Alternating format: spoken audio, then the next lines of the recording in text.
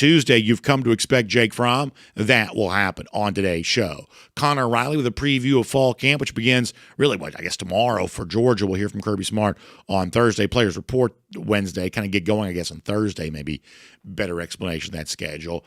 Busy week, though, on that. Connor Riley will help us preview it.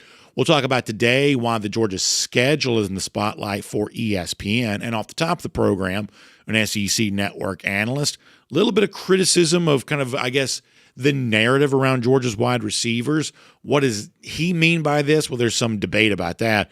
But what does all of this talk mean for Georgia, the position? That's where I think things get interesting, and that's where I think that Georgia could have some surprises in store for the rest of college football. So we'll talk about that to kick things off. We are glad to have you with us for it. It is DawgNation Daily, the daily podcast for Georgia Bulldogs fans, presented today by ServPro, and it begins right now. Today's episode of DawgNation Daily is brought to you by ServPro, cleaning, restoration, construction. Presented by DawgNation.com, this is DawgNation Daily, the daily podcast for Georgia Bulldogs fans. Here's your host, Brandon Adams. One of the things that we said going back to SEC Media Days was there was actually less talk about some of the issues related to the Georgia offense than we sort of expected that there would be. You know, if you're a regular part of the college football conversation, if you're hopefully a regular listener or viewer to DawgNation Daily presented by ServPro, you know, like January, February, in the immediate aftermath of Georgia's loss to Notre Dame in the Sugar Bowl and kind of the premature end to the season, not advancing in the college football playoff, boy, hot topic around the Georgia offense. And there's fingers of blame being pointed in every direction.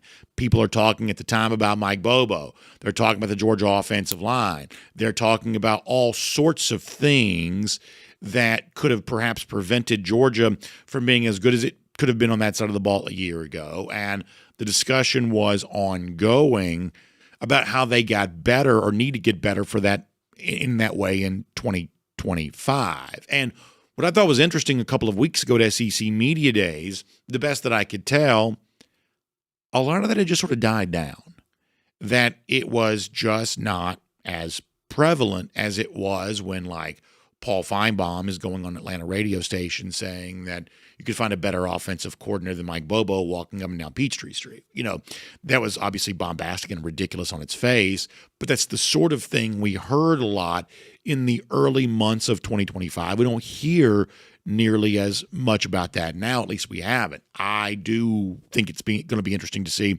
if some of this resurfaces with Kirby Smart when he has his introductory press conference to begin fall camp. That'll take place on Thursday. We'll ask Connor Riley more about that when he joins us here coming up in a moment. But it was not, you'll, I think, join me in saying, a huge part of what we heard at SEC Media Days a couple of weeks ago. But the attempt to get better on offense, I do think, is a very important part of what has been the Georgia offseason narrative. And some of this narrative has been furthered by things that Kirby Smart has said. For instance, back during spring practice, he talked a lot about the desire of Georgia to be better with running the football. You'll remember that. Smart really made a big emphasis about that during spring practice when he spoke. That was something that was really important to him, and he stated so at the time. This narrative has also, though, been furthered by some of the things that Georgia's done on the personnel front. That Georgia, I think, pretty clearly thought it had a need to be better at the receiver position, all the drops and stuff from a year ago, clearly evidence of that. And if you look at where a lot of the forces have been marshaled for Georgia, you know, big emphasis on this in the 2025 signing class, a lot of emphasis on this in the transfer portal, that Georgia has clearly brought in a lot of new wide receiver talent so that for the first time, the full season starting quarterback Gunnar Stockton can have a lot of weapons at his disposal. How well will all of that work? Well, I guess that remains to be seen, but it's obvious that that's what a lot of this offseason has been about for Georgia, getting better on offense in particular and bringing in new bodies to be as good as you can be at the receiver position. So it's perhaps not a surprise then as we broaden out and look beyond just the bubble of DawgNation, there are others that'll also be talking about what has been, at least in the eyes of some, sort of a persistent issue for Georgia with its overall wide receiver play. I want to give you an example of this. I did not see this show. I read this morning. Our friends at On3 wrote about something that the SEC network analyst Roman Harper said about the Georgia wide receiver situation. And as I said before, I'm not 100% sure exactly what Harper kind of means by this, but it's still worth bringing up because I think it leads us to a question and a topic about the wide receivers that's probably pretty important for us to have. So from our friends at On3, the quote from Roman Harper as seen on the SEC network here this week, Harper saying about the receiver position, Georgia recruits better than anybody. He says, I'm tired of hearing people talk about how Georgia, we don't have any wide receivers. Harper says Arian Smith still got drafted. I know he dropped a ton of balls last year, but he still got drafted. So you still have all this ability. You just have to get it figured out on the field. At some point, you guys have to make it work on the field. So my question is, okay, well, this is clearly a critical statement, but is this more critical of Georgia fans for complaining about the wide receiver play, or is this more of a criticism from his standpoint to Georgia for how it has performed at the receiver position? It's not exactly obvious to me from that particular statement where Harper's ire is pointed necessarily, but there is at least something that I think that he brings up there that's probably in a roundabout way true, and it's sort of an aside to the topic overall. He mentions Arian Smith. If you look at the numbers for Smith last year, they're actually better than you probably realize. Smith did have a lot of drops. I think he sort of stands as the avatar for disappointment with the Georgia wide receiver position overall. But he still had 817 yards receiving, 17 yards per catch, still he had, 4 touchdowns, which is not a terrible number either. Like the overall numbers for Arian Smith were not bad. In fact, you could almost win a bar bet if you took the Arian Smith numbers and you go online and you look at, more famous SEC receivers from a year ago. Compare the Arian Smith numbers, for instance, to say Ryan Williams from Alabama, who obviously gave Georgia fit, and we think Ryan Williams is a very good player. But when you look at the overall stat line for, say, Williams a year ago, compared to the numbers I just gave you from Arian Smith, the Arian Smith numbers actually hold up a little bit better than you realize. So in a roundabout way, Roman Harper's sort of making a decent point, which is, the receiver play for Georgia is actually probably not always what it's cracked up to be. Sort of a small example in the case of Arian Smith. Very prominent examples when you think of what Lamb McConkey did at Georgia, what he's now doing in the NFL, the fact that even though he transferred out of the program, A.D. Mitchell was a super clutch player for Georgia, big moments in big games, national championship Alabama, Ohio State, college football playoff, that in actuality – when you start looking at the totality of all this, Georgia's actually had better play from the receiver position, I think, than a lot of folks realize. But overall, in total, it was not as good last year as it needed to be. And so now Georgia is doing some work, we think, to make that better here for this upcoming season. So let's talk for a little bit about the work that we think that Georgia is doing. It has brought in some newcomers here. And the guy that's gotten the most attention as of late has been Zachariah Branch, we think with good reason. Branch never quite fully materialized to his full potential at USC, but in hearing from Branch at, various points in time throughout his, kind of the early stages of his Georgia career, comes across as a pretty impressive guy.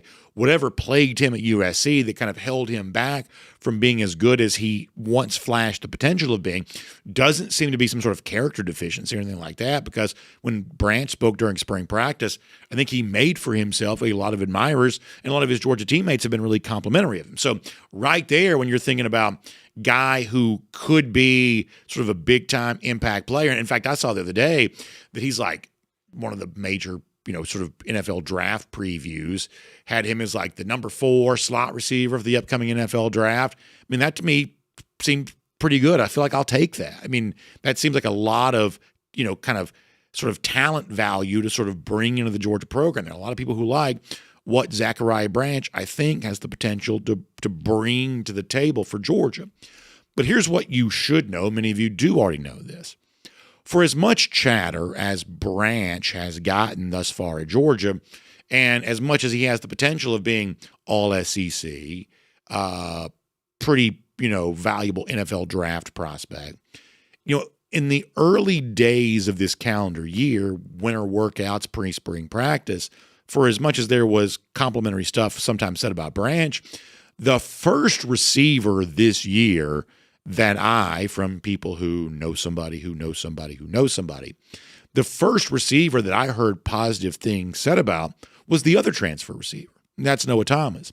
It seems like as of late, it's Zachariah Branch who's kind of getting a lot of the hype and a lot of the accolades. He's the one, to use a phrase I like to use, earning buzz.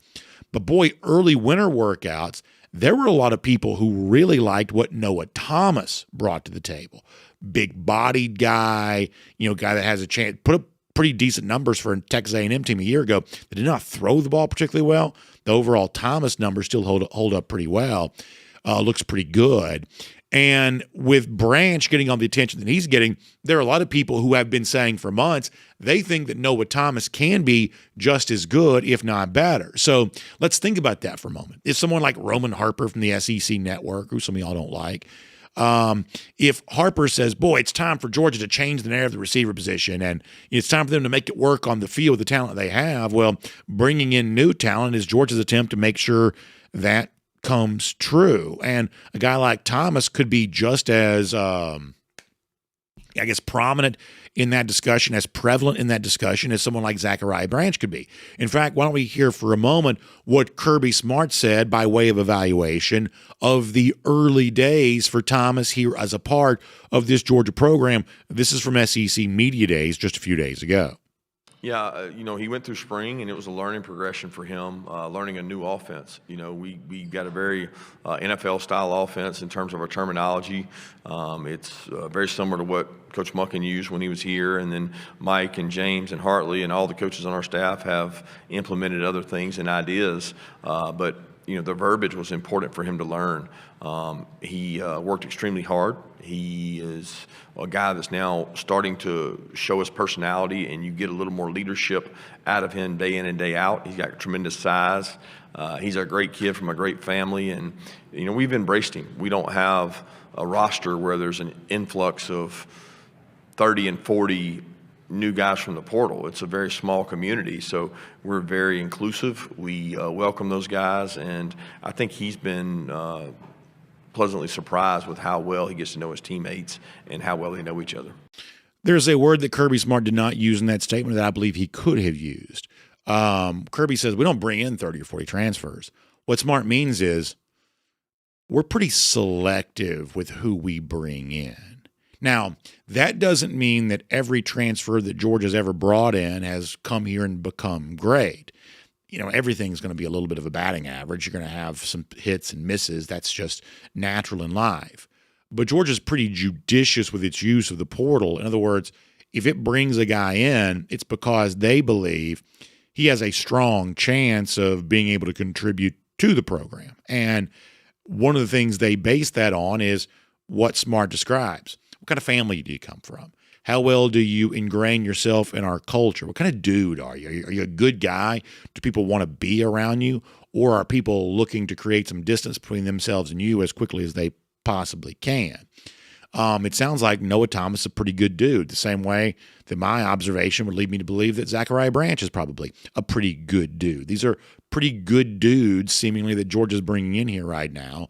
Georgia's pretty selective with who they bring in from the portal, and the C.J. Wileys, the Talon Taylors, and the things of that nature, if not others, but certainly those two, maybe at the very top of that list. And the two transfers like Branch and Thomas, well, they're a part of that too. And in addition to that, there are also the guys that have sort of been here themselves, who either are going to get a chance to continue what they have been doing, think about a Dylan Bell in some respects on that, or get a chance to sort of finally show what they are all about. That's what a Colby Young kind of comes to mind for me. Young showed some promise early last season.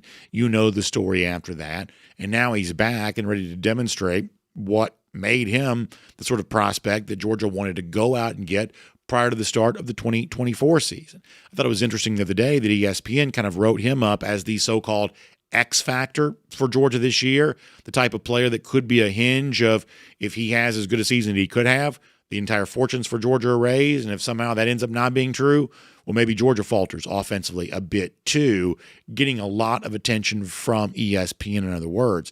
Let me read this to you, what ESPN said about Colby Young. It says that Georgia hopes its upgraded receiver core by adding Zachariah Branch, Noah Thomas, we just talked about them, and heralded freshman C.J. Wiley. And by the way, on that subject, check out our buddy Terrence Edwards online on X, for instance. Terrence posted a great video the other day with C.J. Wiley to give you an idea of just how hard he's working right now and how ready he's getting for the upcoming season. So it's interesting that Wiley also gets that mention from ESPN. But anyway, back to Colby Young, the ESPN write-up says, the return of Young, a senior, might end up being equally important. Young played sparingly last season, suspended while facing criminal charges involving an alleged domestic violence incident. ESPN goes on to write, he reached a plea deal with the prosecutors and returned to the team. He's an outside threat that excels at making, listen to this phrase, you'll love this, contested catches.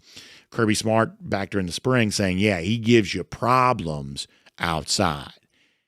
And boy, the notion that Georgia could be better in the so-called contested catches area, I do think that's one of the things we did see from Young. That's what he was brought here to do.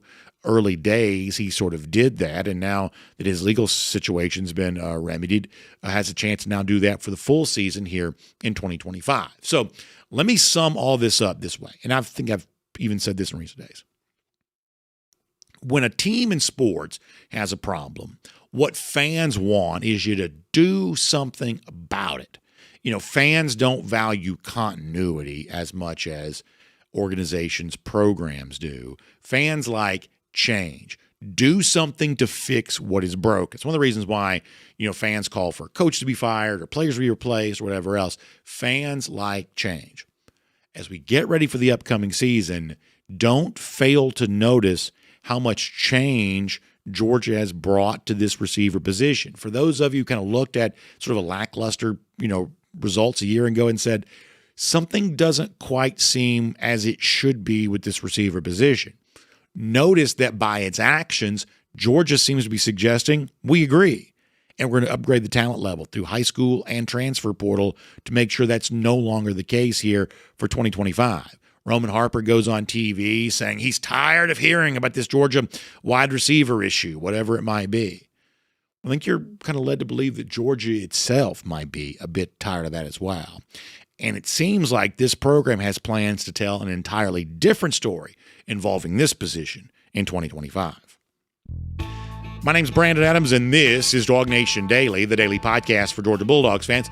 We are glad you're with us, presented today by ServPro. That means if you're live on video 10 a.m., and honestly, we know only a small sliver of our audience, really less than 1%, watch us live, but many of you go back and watch us on video after the fact. We certainly appreciate that. For those who can watch live, we're thrilled that you do. For those that check us out video on demand, thank you so much for that.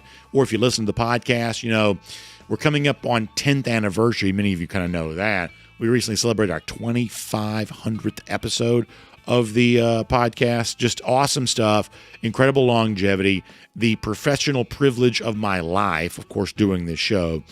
And thanks to all of you who've been with us for it all, or a portion of it, over all of these years. Radio Athens Sports Radio 960 The Ref there as well. Big thanks to ServPro, who make it all possible, too. We start the show today by talking about one of those messes that Georgia's trying to clean up, getting a little bit better at the receiver position, getting a little bit better production from that position group. Well, our friends from ServPro know all about that. I'm talking about a lot more serious messes. Fire breaking out in the home where you live. Water pipe burst. Roof caves in. All kinds of stuff that can cause you a huge problem. Our friends at ServPro understand all about that, and they want to serve you in this time of need. If you've got some sort of damage like that, some sort of mess that needs to be cleaned up, well, the restoration specialists of ServPro want to be there to do great work for you and get it all put back together like it never even happened. That is what ServPro is all about. Each franchise also independently owned and operated. That's important to me because this means these folks who've kind of made this their business, a ServPro franchise, this is their livelihood. And so what that means for me is they are just as committed to a satisfactory outcome for you as you are for yourself, because that's what their reputation professionally depends on. So I think you ought to reach out to them. If you've got a large-scale industrial-sized cleanup that needs to take place, ServPro's got the equipment and the manpower to get that done for you. If it's something more small-scale, just the home that you live in, for instance, well, for you, that's just as important as anything else. And ServPro is going to give you the same dedication they give to their big, large-scale jobs, no matter the size of what you perhaps have going on. So find out more online. It's servpro.com, SERV, servpro.com, for more on that today. Glad to have you with us on the show today. It is Jake Fromm coming up in a moment. Always thrilled to have him on a Tuesday. Connor Riley to preview the start of Georgia fall camp here in just a bit. But prior to that, though, let's get ready to go around the doghouse here today. And I mentioned SEC Media Days a moment ago, as we're around the doghouse here right now. I mentioned SEC Media Days a moment ago, and I want to play you here just for a moment, sort of a funny thing that Kirby Smart had to say about that. Smart was asked about one of the big road games Georgia has to play this year, historic rivalry, the game against Auburn. And Smart had I think one of the things that Kirby is funny about is he's got a very dry sense of humor. Smart at times kind of knows how to just sort of be sarcastic in sort of the exact right way, sort of a funny way. Smart sort of gave you that back at SEC Media Days when he was asked about what it's like to play at Jordan-Hare Stadium. Smart gave a pretty funny answer back to the reporter, including sort of a very, I would say, perfectly timed kind of mispronunciation of the name, which the Auburn fans did not like. This is Smart, funny exchange with a reporter from SEC Media Days. You've always been one to praise the opposing team's atmospheres wherever you go. There's a lot of buzz around Auburn right now, being that confirmed night game with Georgia coming to Jordan-Hare Stadium. Being a competitor like yourself, talk about how exciting that is, knowing that you're going to get a rivalry's best, not only from the team, but from the fan base as well. So you want me to pump up Jordan-Hare? Is that what you want me to do? It's already one of the iconic places to play in college football. It's some of the greatest games in the SEC history have come out of that stadium, and many of the others. It's one of the toughest places to play in college football because of the passion and environment that they create. Unfortunately, that's everywhere we go in the SEC. It really is. And it's hard to play on the road in the SEC. Ask me, because we went 3 really tough places last year, 4, when you include the road game we had at Kentucky early in the season. So, I don't like to say I'm looking forward to it. But I'm looking forward to it because it's a challenge. And Hugh's done a great job assembling talent. He's going to have a really talented team. So we're looking forward to going there and playing. So I play that for you because it's kind of funny to hear Kirby Smart at the beginning. Wait, you want me to hype up Jordan-Hare Stadium? It's not my job. That's their job. We'll let them hype up their own stuff. But the overall answer that Smart gives, I think, is pretty important to remember here, too, that, tough game at Auburn, but last year was a tough game at Ole Miss and a tough game in Alabama, and this year still got to play at Tennessee, and you've got other sort of tough venues, challenging road environments that Georgia has to face, every single season. And it's the example of kind of what we've talked about a good bit thus far in the lead up to the start of the season, which is people have said, well, last year Georgia had this incredibly tough schedule. It obviously ranked, as the, toughest strength of schedule in the country because of the road games that it played. But somehow this year the schedule is supposed to magically be easier because Alabama, Ole Miss, Texas road games from last season are now home games for Georgia. And we've said repeatedly it's not quite that simple, that overall we think the Georgia schedule here this year has a chance to be just as tough as it was last season. We don't think folks should lose sight of that this is still an incredibly tough schedule for Georgia overall here this season. Kirby Smart's words, I think, speak to that. But I want to give you kind of another point that sort of brings this up too. So the other day, speaking of ESPN.com, we mentioned them. They had a write-up kind of previewing the full season for the SEC. And at ESPN.com, they sort of looked at the 10 most anticipated games for the season. Do you know this? For the entire SEC, not just Georgia, for the entire SEC, of the 10 games that kind of got mentioned, the best games of 2025, Georgia's involved in 4 of the 10. 16 teams in the league, 10 games. Georgia's in 4 of these. At Tennessee, September 13th, hosting Alabama, September 27th.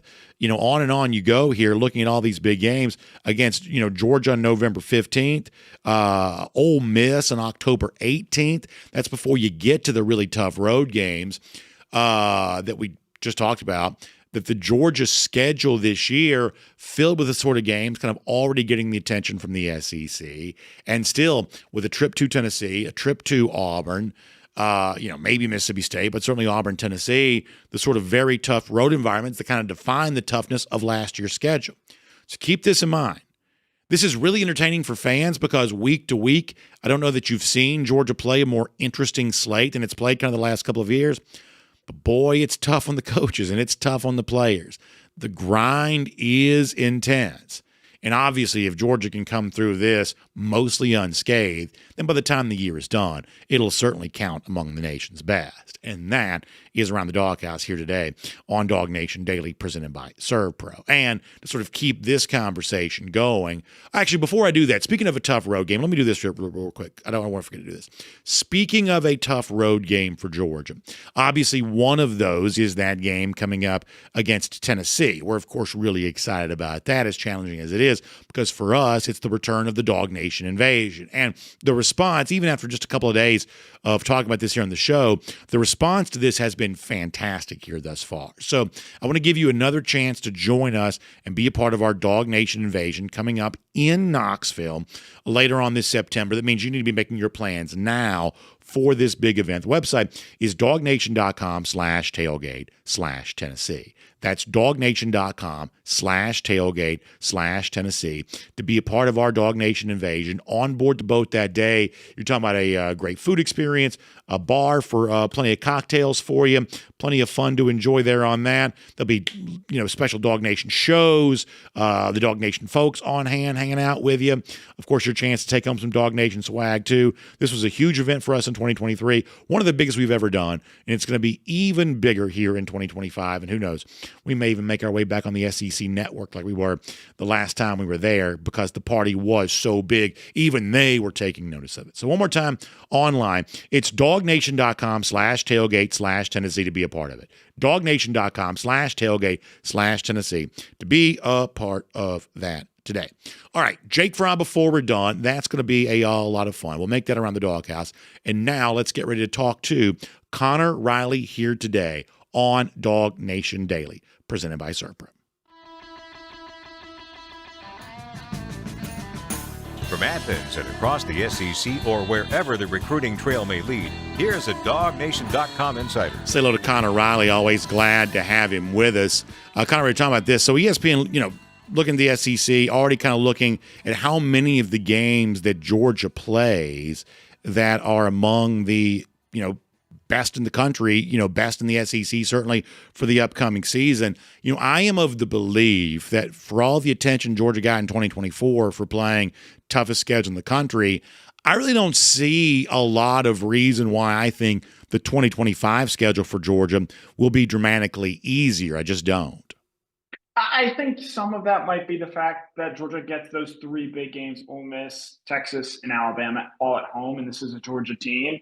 Haven't lost a home game since 2019, and before that, you'd have to go back to the final game of the 2016 season for Georgia to lose a home game. So, I think part of this is going to be wrangling with the sort of new normal in college football, and that, if you're Georgia and you go 10-2, you're probably going to be at the very least in the college football playoff, and potentially, even as we saw a season ago, in the SEC championship game. And I know that is a bit of a departure from where Georgia was, where they were going 12-0 in back-to-back regular seasons, or 3 straight regular seasons, I should say. And so I think adjusting to that is going to still take some time. The schedule's not going to make that any easier. But, and this is just a change in college football as a whole, we've devalued and hurt the idea that you can go undefeated and the chance of still making a playoff and changing the sport in that regard. It's also one of those things where I'll say this is the one aspect, or at least one of the few aspects perhaps, of all the change we've seen in college football as of late that I think has undeniably been a change for the better. This is more fun for fans. Now, it's harder for Georgia. The days of going undefeated, I don't know that anyone, in fact, my prediction would be that once again, just like a year ago, no one goes undefeated in college football. So I think we're recalibrating expectations here, and I think that's important to do. But week to week, a year ago, week to week in the season we're about to have this upcoming fall, it's never been more entertaining for fans in terms of just the sheer number of quality games and quality opponents we see Georgia play. And I do think that's an upgraded experience of what the past has been. I'll push back there a little bit, and maybe it's just because of the way last year went. I don't think last year was a very fun year, especially for a lot of Georgia fans, and the way that it progressed, even though I think a lot would say that, there are a lot of programs out there. Yeah, you win your conference title, you get to the college football playoff. That was a great season. But the way last season unfolded, where you were losing those games, I think took away from some of the fun that Georgia had been having in recent years. I think it's the Dabo Sweeney quote that plays on Scott Van Pelt's winter segment. The fun's in the winning. And if you're adding more losses in the schedule, like sure, the bigger games and the intensity, it's great when you're able to win them. But when you open the door to more losses, I do think we're going to see seasons like last year become the norm a bit more. And as Georgia fans, and not just Georgia fans, but I think fans in general, are going to have to figure out a way to try and wrangle with that and accept the fact moving forward that in sort of an NFL-style way, that this idea that you're going to have a truly special season is going to be harder going forward. And even I think you can look at our Ohio State team, won a national title a year ago, and that's great. But that team lost to Michigan, too, and that's going to be something that's going to sit with Ohio State fans for a long time. So I understand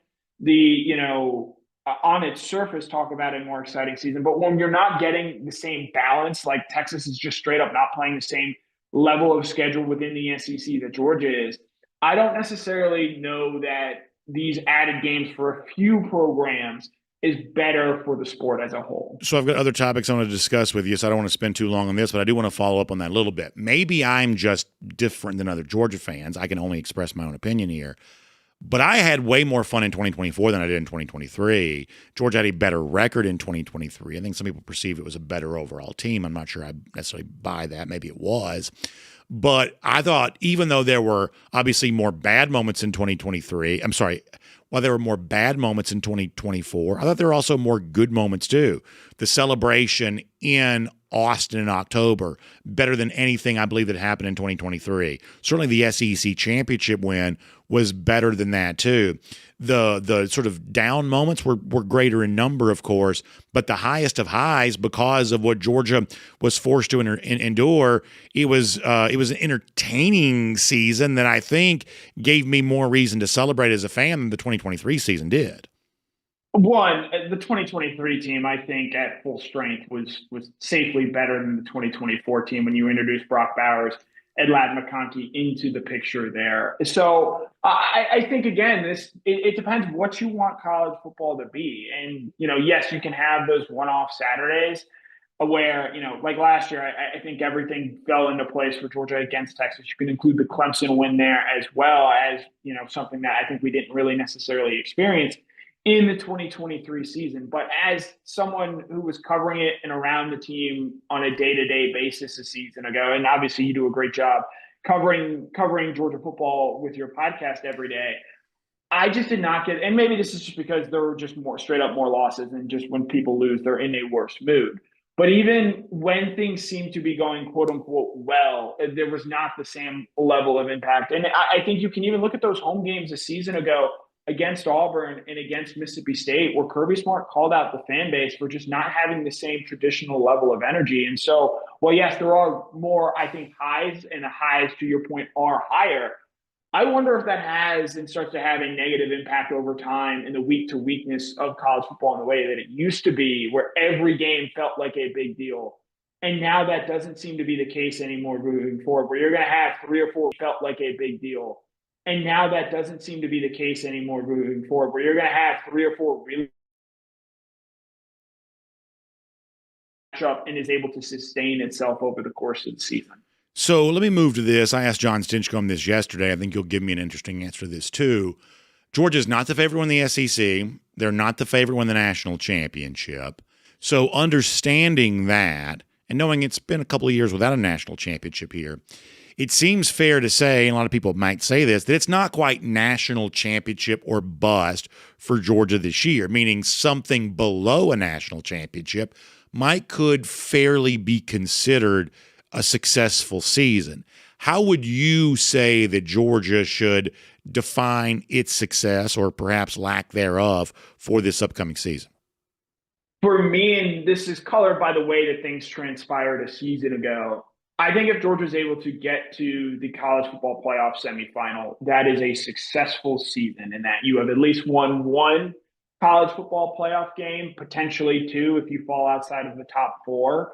And, once I think as we get accustomed to this moving forward, once you get into first and matchups. And I have to admit, I sort of agree, although I sort of wish that I didn't. If Georgia were to win, I have to admit, I sort of agree, although I sort of wish that I didn't. If Georgia were to win the SEC, go to the college football playoff, and essentially replicate the situation where it didn't really advance once it got there, didn't make the semifinals, for instance, I do think that the criticism and the tough questions and the harshness of all that would be pretty intense, even if Georgia were to be sort of back-to-back SEC champions. Connor, I don't know if that means that the value of an SEC championship is now less than it once was or what, because ultimately last year the SEC title game got better ratings than some of the first-round playoff games, including Tennessee playing Ohio State. So from an audience standpoint, the SEC championship is still a pretty big deal, but in terms of how seasons are defined, it's fairly obvious the playoff is a bigger deal. And so I'm sort of right there with you. I don't think Georgia has to win the national championship this year, although it'd be nice if they did. But I do think you probably need to make at least one round deeper of a run into the playoff. If you get the bye, you need to win when you're in there. You need to be in the semifinals. Otherwise, it sort of feels, as harsh as this kind of comes across, it sort of feels like a degree of stagnation, doesn't it? Yeah, and I think that's a great way of putting it. And in looking at this team, and we've already heard so much talk this year of how young this Georgia team is, I think the big thing for me, obviously, look, you want to win a national championship. Georgia has the talent where if the stars align, I think they can win a national championship. I don't believe they're going to. I think that this year in particular, for me, in the way I view it, can you position yourself where a year from now, you're able to be sort of back in that top tier as the unquestioned top team. And look, like if Arch Manning comes back, they're going to anoint Texas once again, regardless of what happens this season. But you look at this team, okay, they're really young on the defensive line. But at the same point in time, Christian Miller is the only 4th-year player there. So you can bring back a lot of experience. You love what you have at linebacker with Chris Cole and Justin Williams.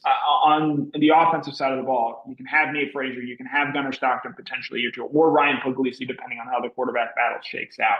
So I think there's a lot to like in terms of the core, in terms of the backbone of this team for 2026. And that might be the year where you see Georgia as back in that national title field. But this year, it's a young team. And I think, unfortunately for it, as we're seeing, there is, still this idea that Georgia needs to be this world beater, even if there is a little bit of a soft reset that they are undergoing right now. So I'm going to be interested in seeing how this young team navigates this season, because you point out it is still a tricky schedule. But at the same point in time, I don't necessarily know that the fan base is going to have a lot of compassion for a young Georgia team figuring it out, given the expectations by and large are still what they are. Okay, so let's finish with this then. We're going to hear from Kirby Smart this week. Georgia kicks off its fall camp, essentially kind of getting that going with players and coaching interviews coming up on Thursday.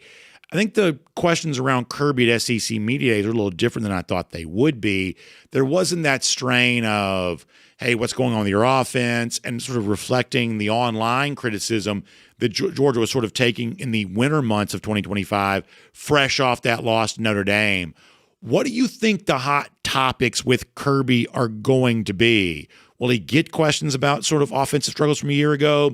Will there B, questions related to Gunnar Stockton that sort of reflect a little bit of kind of a message board narrative around him? Like, what will Kirby face when he meets the media in kind of a local setting coming up on Thursday? Yeah, I think you're going to hear some more questions specifically about the coordinators, Mike Bobo on the offensive side and Glenn Schumann on the defensive side, and sort of what they do to fix some of the issues from a season ago and address some of the concerns that are entering this upcoming year. On the defensive side, how do you make up for the fact that this defensive line is so young and is so inexperienced? On the offensive side, obviously there's going to be a lot about Gunnar, but I feel like Kirby has already covered a lot of ground with that. And so for me in particular, I'm interested in what Kirby has to say at this point in time about, say, Ryan Puglisi, given, whether it be the Feinbaum interview or what he said at media days. There was so much talk about Gunnar. I feel very comfortable in what we know and what we expect from Gunnar. But at the same point in time, if Kirby's going to continue to at least publicly prop up the idea that this is an open competition, what is it about Ryan that makes it appear that way? Because on paper, look, Gunnar has the starting experience, even though it is not significantly more than Ryan. I do put a lot of stock into the fact that he went toe-to-toe with Texas and Notre Dame. And you add in the fact that he is viewed clearly as one of the important leaders on this team. What can Ryan do in that position to create that as a better competition than it at least seems to publicly be at this point in time? All right, Connor, great stuff. Can't wait to read all of your practice coverage, including some practice reports, I believe, probably coming up on Thursday afternoon. So that should be a lot of fun. Thanks for your time here today on DawgNation Daily, presented by ServPro. We'll look forward to our chance to speak to you soon. Yep, as always, it's a pleasure. Let's take a look around the rest of the league. This is SEC Through. So I think really interesting from Connor Riley. We'll keep the guest conversation going here in a moment. We'll talk to Jake Fromm, the former Georgia quarterback. A lot to get into with Jake. That's coming up. Prior to that, though, let's get ready to go cruise around the SEC, courtesy of Royal Caribbean. Now, we're inside of 10 days away. I was originally supposed to be on Star of the Seas here coming up. And at a certain point, my bosses were like, "You've taken a lot of cruises, BA. We got the season coming up. We need you to get your game face on and get focused for that." So I am not going to be on Star of the Seas when it gets ready to debut here in just a few days. But boy, as you hear more and more people talk about it, I really wish I was. And since I can't be, my hope is on this brand new Icon class of ship, my hope is that many of you will be among the first to be on it. I know my good friend Jessica Slater will be. So if you want your chance to be on Star of the Seas, take it from Jessica, because I know for a fact she's going to be on it here coming up pretty soon. You can give her a call, 770-718-9147. That's 770-718-9147. You can also email her, jslater@dreamvacations.com. She can tell you all about the excitement that is Star of the Seas, set to debut, your chance to be a part of that, a part of so many fun new things from Royal Caribbean as we get ready for the end of 2025, rolling into 2026. The debut of Star of the Seas, sailing out of Port Canaveral, a big part of all of that. So reach out to Jessica Slater, and she can tell you everything you need to know. All right, we're going to be quick here, cruise around the SEC, couple of stories. Then we're going to jump right into Jake Fromm and not keep him waiting. Let me start with this. More news on the injury front involving Florida quarterback DJ Lagway. Now, we know that during spring practice, Lagway was dealing with a shoulder injury. So much so, there had been conflicting information about this, and still details pretty murky. But Lagway was not throwing for a very long time. We're led to believe that's perhaps okay now. But he has been spotted recently wearing a walking boot. CBS Sports reporting this. It's thought to be a minor injury, but the overall severity of this is kind of unknown. So let's talk about what this perhaps means for Florida. I'm not a medical expert. I won't pretend to know how healthy DJ Lagway is or how healthy he was. Shoulder before, walking boot now, I simply don't know. But when you watch what a 4-alarm fire erupts every time, even like a minor, ache or pain or cut or scrape, the smallest little thing sends Florida fans into a tizzy as it relates to Lagway. I think that sort of speaks to how fragile the situation at Florida is. This is a program that's gotten a lot of love. There are some of the early talking heads kind of putting them in that sort of preseason top 20, if not even higher than that. French playoff contender, turnaround after the 4-game winning streak to conclude last season. And the best that I can tell, even though their blue chip ratio is relatively high. So much of this seems to rest squarely on the shoulders, one of which is injured, of DJ Lagway. Y'all, I know I'm a Gator hater, and you can take this with a grain of salt. If you are looking for the team in the SEC that perhaps falls flat the quickest compared to the current chatter, I don't see how you get much past Florida. I really, really don't. Because even the smallest injury to DJ Lagway is enough to get Florida fans deep into their feelings. I just don't think you can ignore that in the overall discussion. Let me also mention this. Breck Kolojay, offensive lineman out of IMG Academy. We're coming up on a commitment decision for him. He's getting ready to make his final choice between USC, Oklahoma, Miami, and Georgia. Nice graphic there over my shoulder on that.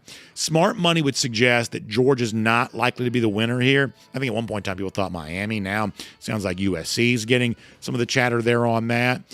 Georgia is perhaps set to get a commitment this weekend with Anthony Lonnan, obviously battling Georgia Tech for that, the defensive lineman out of Clark Central. So Georgia could still add a commitment here this weekend. Seems like Kolojay is likely to go elsewhere, though. August 1st, I believe, is the date for Kolojay on that.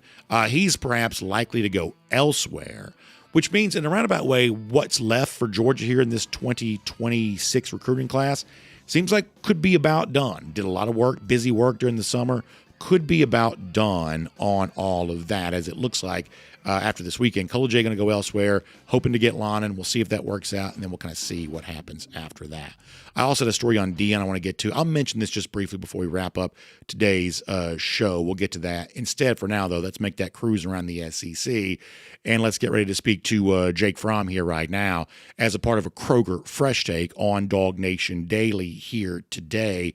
Speaking to Jake here right now. Jake, thanks for your time on our program today. Sorry for keeping you waiting, but I hope you're doing great and glad to have you with us. Always glad to be here, Brandon. Thank you for having me. So we're talking about a moment ago, DJ Lagway. Listen, nobody's a bigger Gator hater than I am. But if healthy, Lagway is a supreme talent. And there's no doubt in my mind about that whatsoever. Injury status, I think a little bit uncertain. Even if he's healthy when you sees him against, this is a couple of different things we've sort of talked about him in the offseason. And I guess in thinking about that, I was a little curious. We talked to you a lot about Gunnar Stockton, the Georgia quarterback situation, and of course we would. But, this is also, I think, a very interesting year for quarterbacks overall in the SEC. Lenore Sellers at South Carolina. Garrett Nussmeier still coming back for LSU. Obviously, we've talked plenty about Arch Manning. It's John Mateer now at Oklahoma by way of Washington State. That's a guy that's gotten a ton of hype. I'm just sort of curious, broadly speaking, what is your overall opinion of the quarterback situation in the SEC right now? Seems like, to use a phrase that, media people like to use, it could almost kind of be the year of the quarterback in this league in a way maybe the last couple of years sort of have not been. What do you think about that? No, I think you're onto something here, Brandon. I think there is a ton of talent right now in the SEC at the quarterback position. The ceiling is very, very high for these guys. I mean, you have guys like DJ Lagway, Lenore Sellers, Arch Manning. Man, you cannot forget about the gunslinger down at LSU, Garrett Nussmeier. I mean, these guys just have a supreme amount of talent. Lenore Sellers, DJ Lagway, big body guys.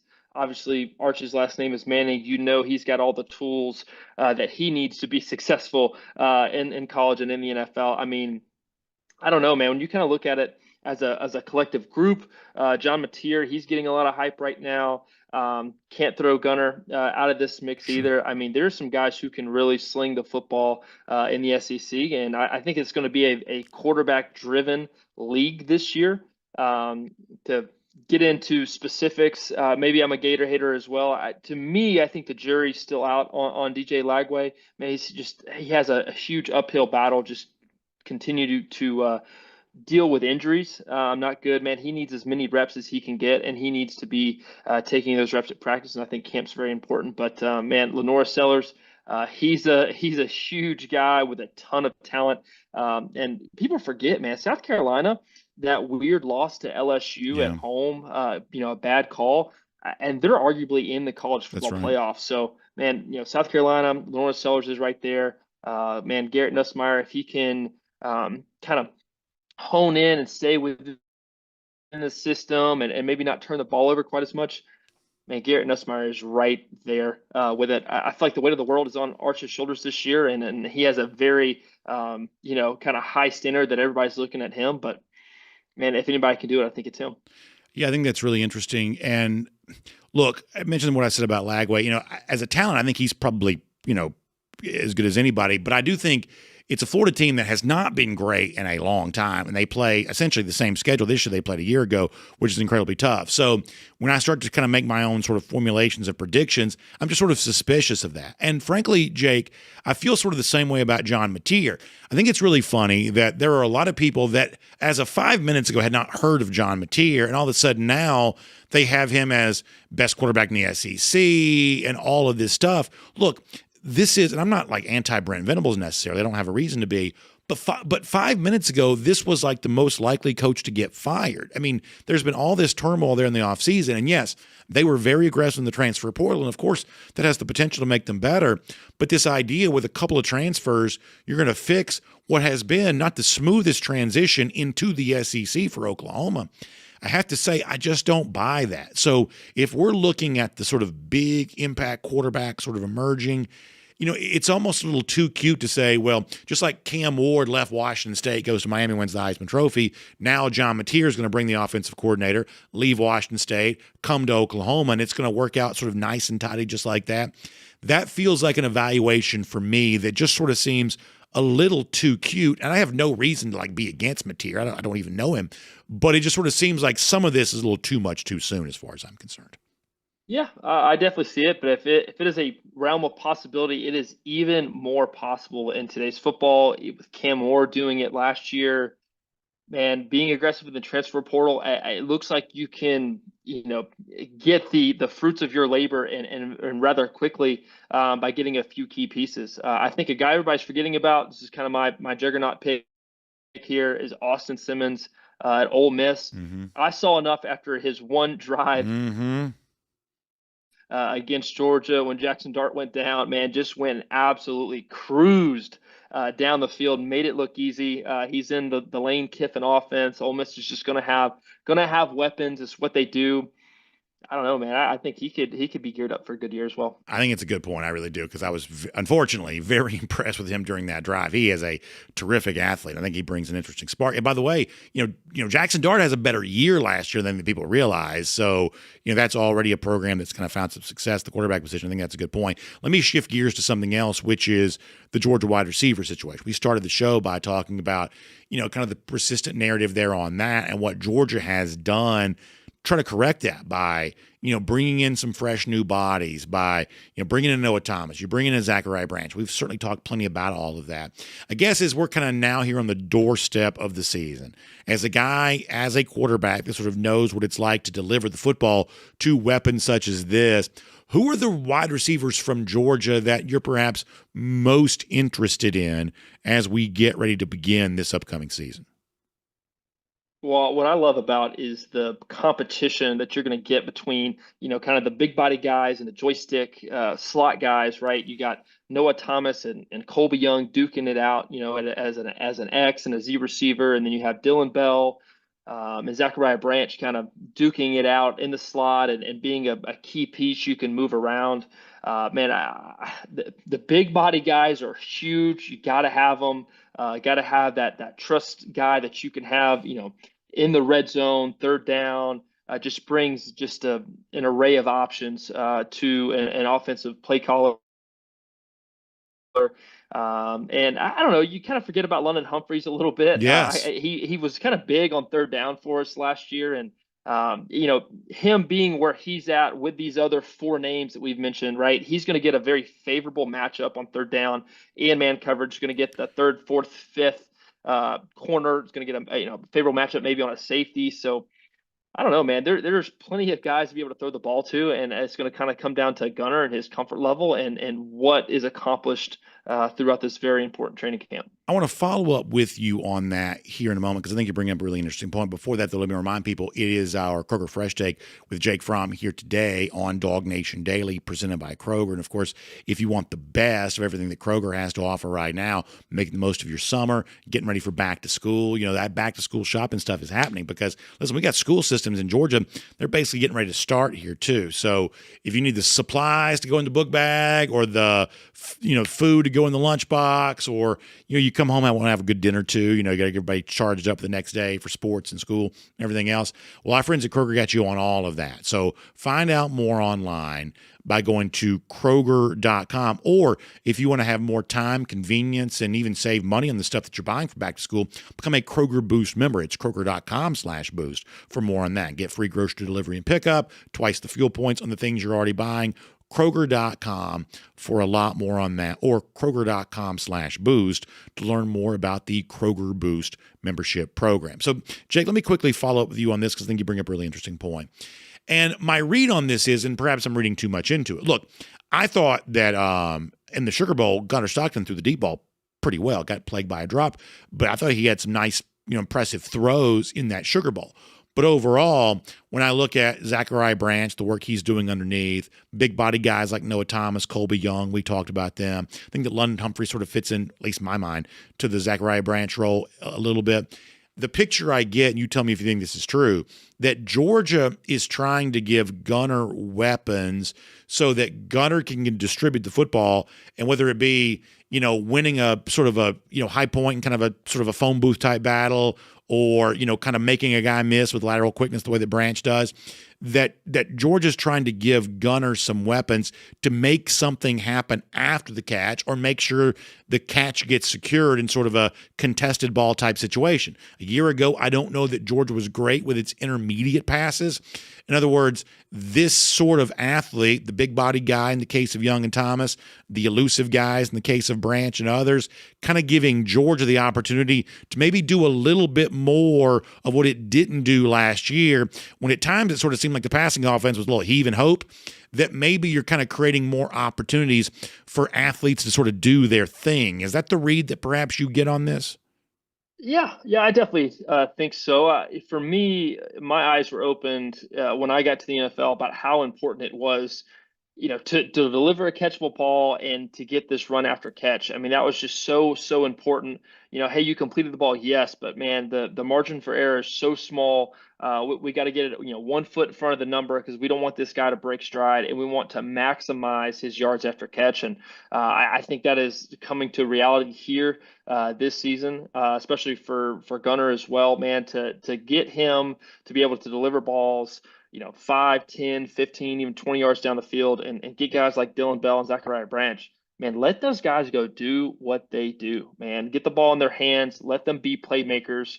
You don't have to throw the ball 40, 50 yards down the field in order to get a 40 and 50-yard gain. Man, you throw a shallow cross at 6 yards in stride and let these guys take it down the sideline, you can still get those big chunks. So it's just not about airtime, ball in the air, and covering that distance. Sometimes it's about throwing a more accurate football, and that could definitely be part of the plan this fall. I'll let you go, and I apologize, but I do think it's got to be the hardest part of it being quarterback is learning to release the football before the receiver's looking at it. If we're playing backyard football, right? It's like, we don't throw the ball until the person we're throwing to is, kind of calling for it. That's just kind of the way that backyard football gets played. But if you're, as you say, if you're playing an NFL game or a tight SEC game where coverage is just like in the face of the receiver, releasing the football before the receiver is in the spot where he's going to catch it, learning how to do that and sort of trusting that it's going to work out the right way, that's got to be, in my mind anyway, one of the hardest parts about playing quarterback. Yeah, that's a trust thing. That's a rep thing. And man, that is just something you have to be able to get comfortable with, especially the higher up the ladder you go.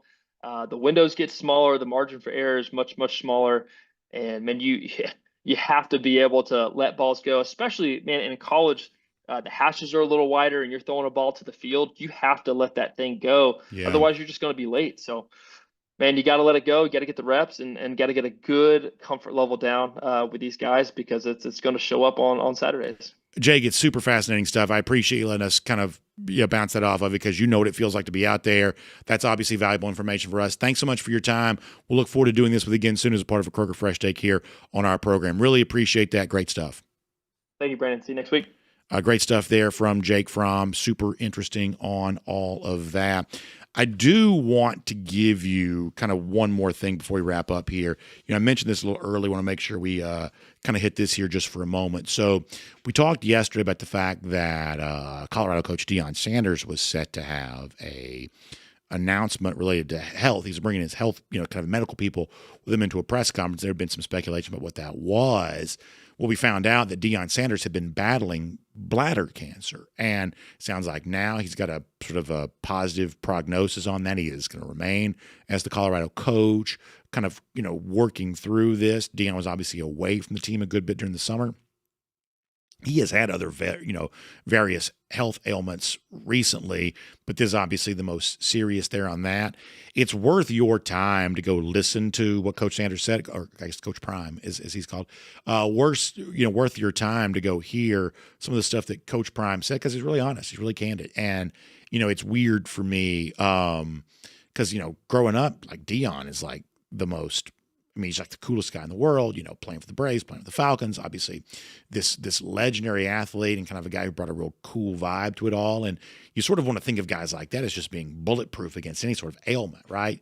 But obviously we know that's not true for anybody. And with some of the news of the last few days, we're reminded of just how true that is for some of our childhood heroes. And, Deion, in a very courageous way, describing what he went through, what he's been through, what he's still, kind of dealing with. But also still committed to being the Colorado coach. So obviously our prayers go out to Coach Prime, certainly an interesting figure around college football, and now interesting for a completely different reason because of the candor he showed about the courage required to sort of battle through the sort of health prognosis that none of us ever want to get. But Deion is battling through it and now remaining as Colorado coach. That was the news that came out yesterday. So awkward transition here, but I want to give a shout out to our friends at Zagoria Law before we get ready to say goodbye to you here today as well. Of course, Zagoria, the name when it comes to a very specific type of personal injury situation. I talked to somebody the other day. It's like, yeah, you know what? I had a friend got bit by a dog, and it's just one of those things that can happen, and it can be really, really serious. Even, sometimes the dogs don't necessarily look scary. If you're bitten by one, can create a lot of damage and in some cases pain and suffering, things like that. And we would say, especially if the owner of that dog was somehow negligent in some way, well, of course, you deserve the same chance at compensation as any other personal injury situation. And we would say it would be wise for you to work with a law firm, and really the only in Georgia that specializes in these types of personal injury situations. So I want you to give them a call, 833-GA-DOGBITE. That's 833-GA-DOGBITE, dog spelled the conventional way, D-O-G, 833-GA-DOGBITE, or online, ZagoriaLaw.com, Z-A-G-O-R-I-A, ZagoriaLaw.com for more on that today. If you are bitten by a dog, injured by a dog, someone you love is in that situation, let our friends at Zagoria Law kind of give you the legal advice you deserve in a situation like this. And as we say goodbye to you here today, a little earlier we kind of made some fun of Auburn because of something that Kirby Smart said at SEC Media Days. And in light of that, some of you perhaps saw this post on X. Do you remember the former Auburn running back? Very good player. We don't deny that. Kerryon Johnson. Well, I guess Johnson was having an exchange with an Auburn fan. So an Auburn fan writes to him, "Are you proud to be an Auburn Tiger?" And Kerryon Johnson responds back, I have to admit, I do take some perverse pleasure in the fact that Kerryon Johnson, a very good player during his time at Auburn, certainly gave Georgia fits. Kerryon Johnson, upon being asked about his pride in being an Auburn Tiger, I'm not so sure these days. Pretty funny stuff. We'll give a golden shoe to all involved on that. Another Georgia rival, also in a pretty depressed state these days. How about the lousy, stinking Gators? 1,725 days. That's how long it's been since Florida's beaten Georgia. That is our Gator Hater Updater. Y'all have a great day. Back tomorrow. DawgNation Daily, presented by ServPro we'll look forward to talking to you then. And on video, time now for the R.S. Andrews cool down. R.S. Andrews, the one you turn to for your air conditioning, heating, plumbing, and electric needs. They show up on time. They do the work that's promised. The price is promised. You can trust them on all of that. We'll get some of your comments here, and we'll kind of roll on, see how everybody's doing. So, yeah, we'll do that here today. May not go super long, but we'll try to give you a good full dose of the comments. DT mentioned the fact that Kerryon Johnson was not able to play in the 2017 SEC Championship. Yeah, Georgia probably got a little bit of a break there, and yet certainly seemed like Georgia was locked in, ready to go that day, getting the first of what so far is 3 SEC championships during the Kirby Smart area. UGA Marine mentioning the passing of Ryan Sandberg. We mentioned that a little earlier. And I said this, on social media last night. It has been a rough go for like my childhood lately. And I don't mean that flippantly. I mean that literally. Like, obviously we talked a lot about last week, the passing of Hulk Hogan. And, I remember as a kid, like, the biggest thing in the world, if you're far younger than me, I think it's hard to understand how limited our entertainment options used to be, that we just didn't have myriad ways to entertain ourselves. And that meant like primetime television, massive deal, Cosby Show, 8 p.m. on a Thursday. I don't think I knew a single person who didn't watch that show. And I'm not even sure I even liked it all that much, to be honest with you. But everybody watched it. Everybody watched it. And obviously Malcolm Jamal Warner passed away, very, very sad circumstances. And now Ryan Sandberg. And honestly, I had no idea he was even sick. And like I saw some people posting some stuff about Sandberg yesterday. And honestly, like just being naive the way that I am, I sort of assumed for a minute they just run into him in Cooperstown and gotten their picture taken with him or something like that. I thought that's what that was. And then come to find out he had cancer. And golly, man, it is just awful. Just awful. Randy Hall asked about Eddie. Eddie's right here.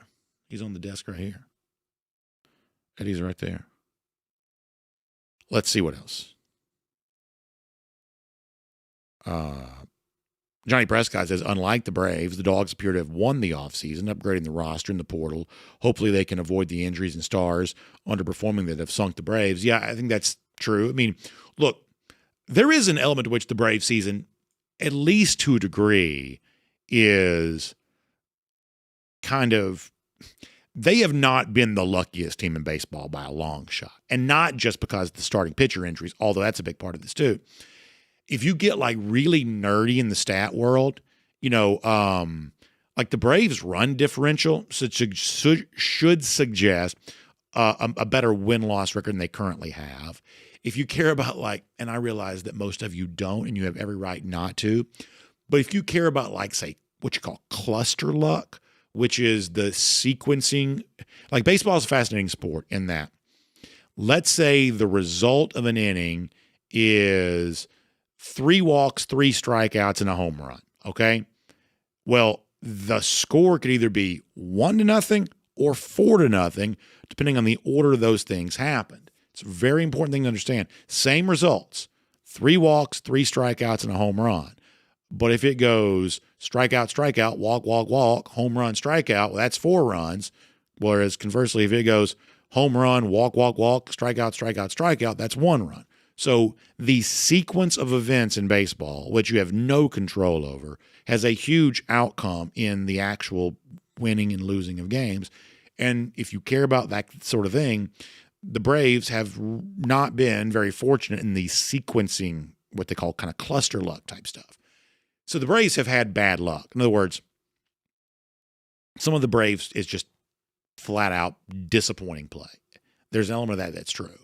But if they were a little healthier, the starting pitching, things like that, you'd probably still hear some of the sort of math-oriented people saying, hey, watch out for the Braves, could be dangerous. Still got 2 full months of the season left. Only 12 back in the wild card, for instance. In a normal situation, there could be some touting of Atlanta still happening. To be clear, I don't believe it's going to happen. I think they're about to get even worse. But in a normal situation, because of the things I just mentioned, that could be the case. The point of all that is that Georgia will also have some bad luck befall it too. whether it be related to turnovers or injury or whatever else. But the point that Johnny's making is, because the overall roster strength remains strong, Georgia could be still strong enough to be in a position to overcome some of that bad luck if it does happen. UGA Marine also mentioning his Rangers. Let me tell you something. Texas looks pretty good right now. If you are a follower of Major League Baseball, their uniforms are just sharp. Texas has got a great look. Rangers look pretty good these days. Bill Camacho mentioning the love for John Mateer, and it would be weird to be super anti-John Mateer because why would you? Like, that is not an opinion that conjures a lot of emotion. We have very little, relationship with Oklahoma here right now. I'm certainly not anti-Brent Venables. I'm really not. But I am very suspicious of the Oklahoma hype and the Florida hype. I'm very suspicious of it. Very suspicious of it. K. Brown says the Dogs without Gunner may be just as much at risk as the filthy Gators. I mean, clearly Georgia does not know what it has in a backup right now in Ryan Puglisi. That is true. They don't know. And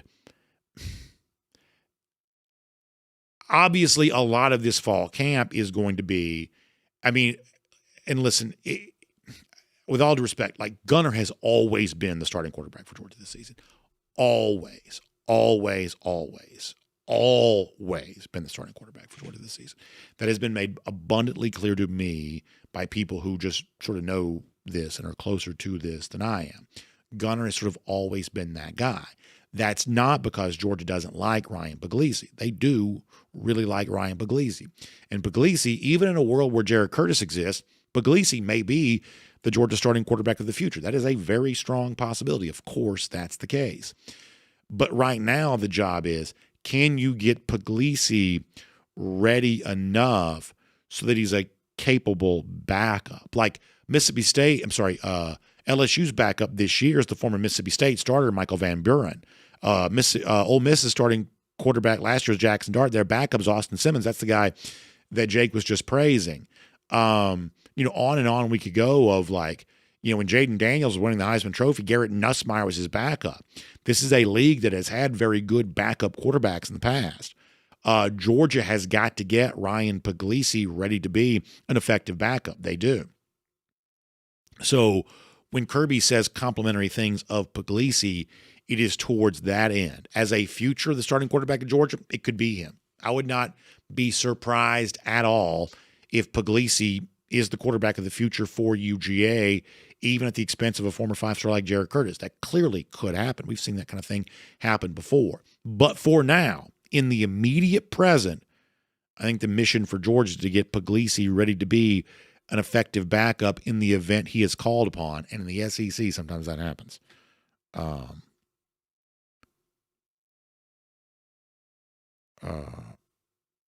Let me see what else here.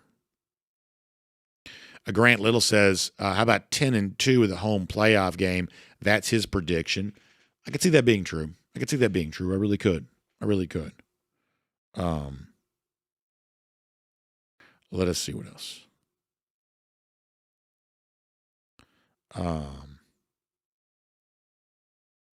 At YouTube for a moment.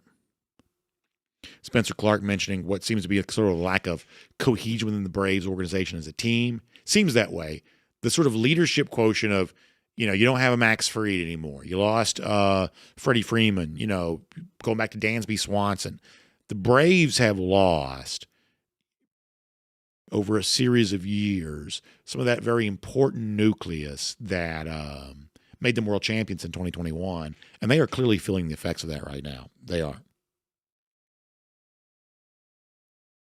If I had to be honest, like Ronald Acuna is an amazing player. I mean, an amazing player. Like you never are ceased to amaze. You never cease to amaze at how good of a player Ronald Acuna is.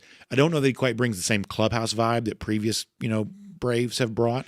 Maybe that's not his job. Maybe it's just his job to sort of get him out of jams by being a superhero on the field. And if that's the case, then he's clearly doing that job.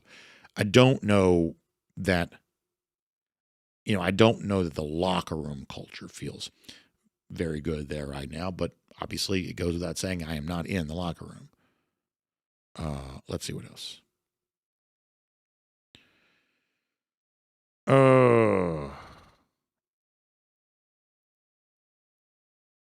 Anonymous Handle says, what do you replace the Gator hater updater with if Florida beats us? So here's the thing. And like we've been lucky enough to do this for 10 years, which means you got new folks coming in all the time. Y'all, the genesis of what we now call the Gator hater updater, we used to call the Gator hater countdown. And of all the things in my life, this is one of the more amazing things to me because it started off as the Gator hater countdown. It has worked so well. I'm not saying mystical magic powers. I'm just saying the thing that I sort of spoke into existence has worked so well that it's almost now made its presence seem less relevant on the show almost.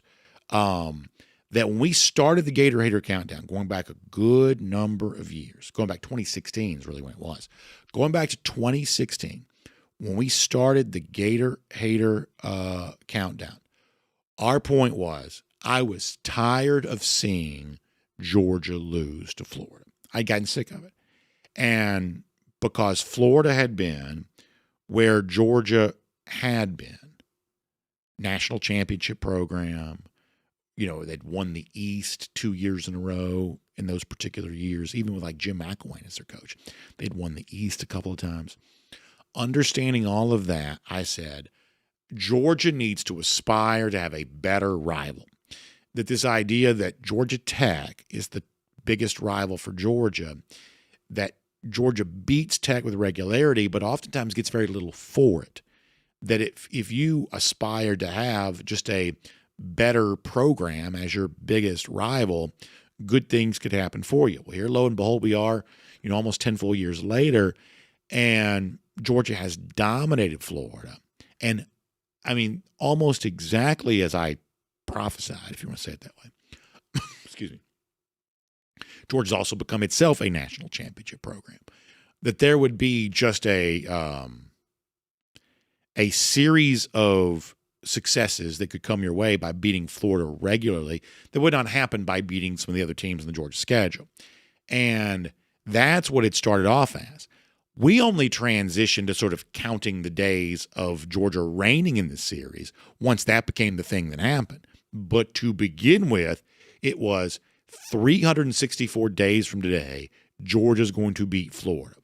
That was the thing we said. And that was an obnoxious thing to say at the time because Georgia never beat Florida. It's just so hard to kind of go back to where you were when all of this happened. But we said in November of 2016, 360 whatever days from now, Georgia is going to beat Florida. That needs to be the mission of this program. And it was not universally popular when we first started it, but it has worked so well now that people sort of forgot there was ever even a need to call for it. But that's exactly the way that it was. So pretty interesting stuff. All right, let's get some more of your comments. James Richard says that water bottles will not be sold to Texas fans coming into Sanford Stadium this year. That's very funny. Very funny. I like that.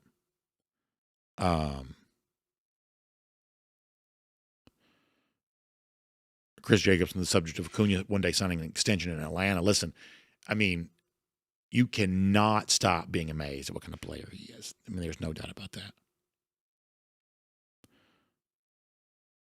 Foster Ross says that Kerryon Johnson did try to play the 2017 SEC championship until Roquan Smith made him fumble. Good memory there from you on that. And boy, one of the great moments in the early days of the Kirby Smart era. We enjoyed all of that. Let me try to go to Facebook here for a moment. G. Gray's asking about alcohol in Sanford Stadium. Yeah, they did that for the first time a year ago. I think was it last year they started that? At least for the common fans. Seems like it went okay. Best I could tell, it seems like that went pretty well. I always sort of felt like that the wait, because sometimes especially in an old stadium where the concourses are really narrow, concession waits can be pretty long.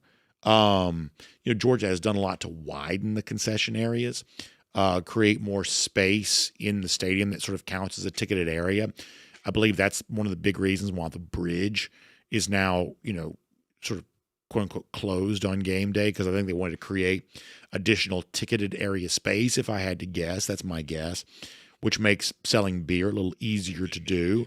And while I don't buy beer at Georgia games because I'm working, when I would walk around the stadium during the game, because sometimes I like to get into the stadium every now and then, just sort of experience the game from that spot. I come down out of the ivory tower occasionally. When I do that, one of the things that I knew is, one of the things that I noticed is the concession stand, the beer lines were rarely very long, that if you wanted to walk up and get a beer, you could do that. It'd be cold. I think the actual customer service part of the beer sales at Sanford Stadium was actually a little bit better than I thought it would be, at least just observing. I wasn't a participant in it, but just sort of observing it.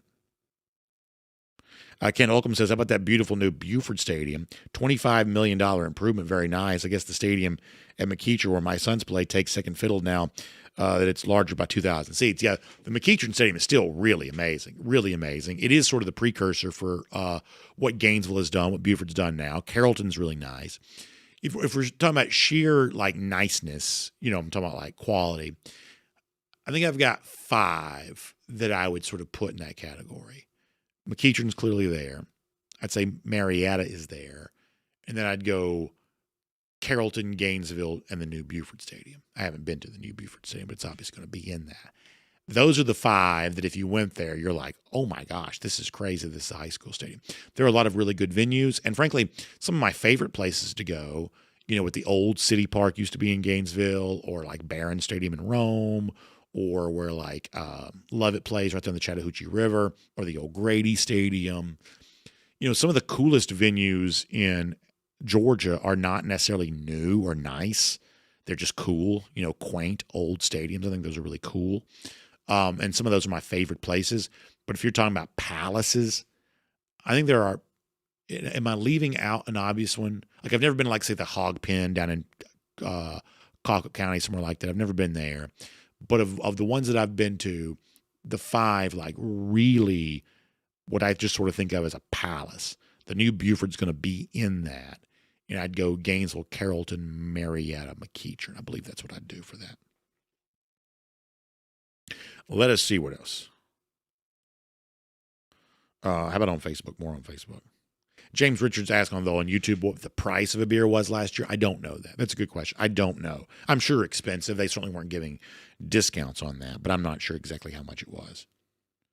Brian Whitaker says Valdosta High School is a nice stadium. Yeah, I've never been to Valdosta. You drive by the Concrete Palace in Lowndes all the time. It's right there on 75. So a lot of folks have seen, as they like to call it, the Concrete Palace. But I have not seen Valdosta Stadium. Montegas Map also mentions on Facebook the Granite Bowl there at Elbert County. I have never been to Elberton for a game. I'd love to go there. That's one of those classic venues I'd love to see. Elberton just sort of a cool part of Georgia anyway, but I've not been there. I'd love to do that. When I was a kid, Georgia had the old Bulldog Country scoreboard. When they moved that scoreboard, I think they moved that to Elbert County, which is kind of fun. That'd actually be kind of, people do these retro T-shirts. That'd be a good retro T-shirt. If you remember the 80s, the old scoreboard when it said Bulldog Country and the dog was spelled D-A-W-G, that'd be a pretty good T-shirt. Jacob O'Neill says it's hot outside. Yeah, boy, it's crazy hot. Now, I believe this weekend's supposed to be a little cooler, but yeah, incredibly hot right now. Just incredibly hot. Let's see what else. Josh Hobbs says, are we going to do anything pregame for the opening day against Marshall? I'll certainly be there, and I'm usually kind of wandering around campus, in and around the dog walk, things like that. We'll see you after the game for our DawgNation postgame show. Kaylee will, of course, have you for the DawgNation Game Day pregame show. But as far as special big events go, probably not anything, related to that, but of course, all over campus that day for sure. For sure.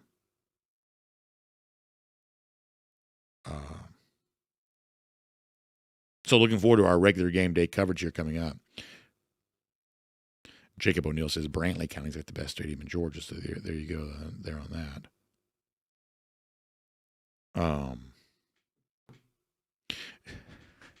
Jay Shipes mentioning the guide stones in Elbert County.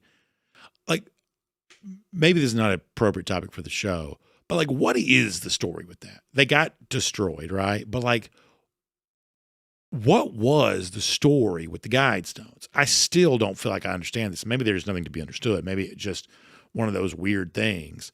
But like, what happened? I mean, like one of these days, I would like somebody to sort of fill me in on like the Georgia guide stones. Probably the strangest thing about the state of Georgia, and there's a lot of strange stuff about Georgia, but the guide stone's probably the strangest, right? Like, what was that? Maybe I will regret asking that question, but that is other than the Granite Bowl, that is what Elbert County is sort of known for, right?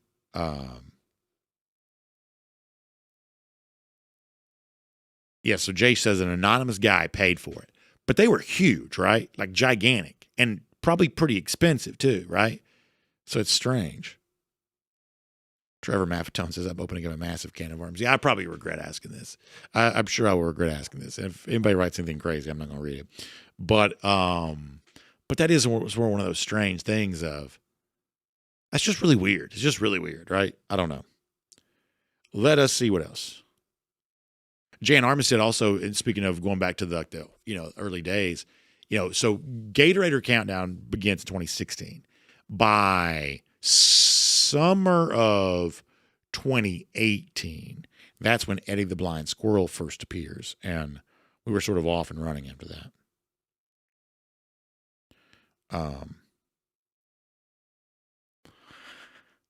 Yeah, so many of the comments related to the Guidestones sort of progressing as I assume they might. So we probably should not do that. Rambo pointing out, you got obviously Granite Bowl. He mentions the Brickyard there in Thompson. Yeah, I guess there are a couple of Brickyards. I think North Hall, thinks of their place as the Brickyard. And then, Central Gwinnett, the Black Knights, they had kind of the castle look to theirs. That is certainly true. All right, final comments, and we're getting ready to go. Okay, so Jamie Scott says the Guidestones, and we should not be talking about this, almost certainly not, but it is fascinating. He says they're about 16 to 20 feet tall, 5 feet wide, and 4 feet thick.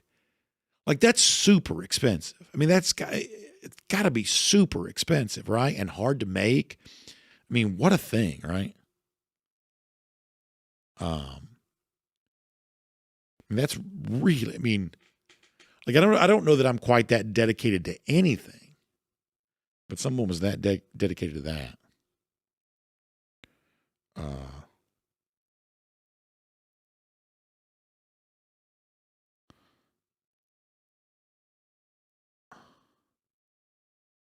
Let's see what else. All right, let's go back to YouTube one more time before we go.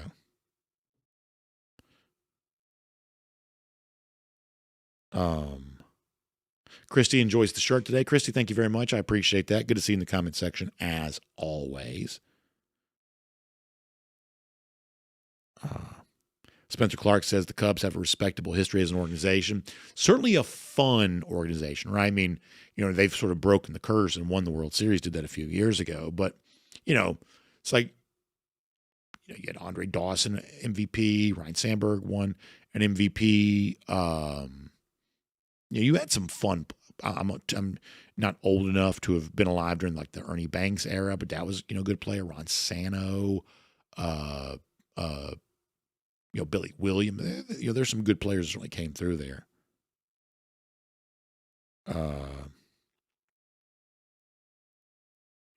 Yeah, so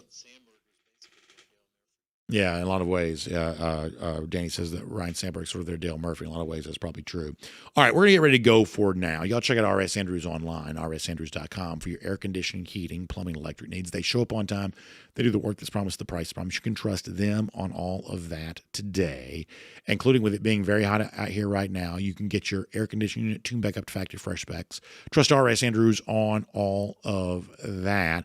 They'll get you sort of new life out of your old unit. And that has the potential of saving you, let's be honest here, thousands of dollars. And who wouldn't want to do that? So find out more online. By the way, our buddy G. Grace, he said, I checked out Cercheros. It was great. G. Grace, I really appreciate that. Thank you very much. G, that's awesome. And I agree. It's really, really good stuff. We love all that. We got some fun stuff coming up with Cercheros too, which I'm really excited about. So RS Andrews online, rsandrews.com. Get some new life out of your old AC unit, or if you've got a plumbing emergency, they're a great resource for you on that. All kinds of stuff like that.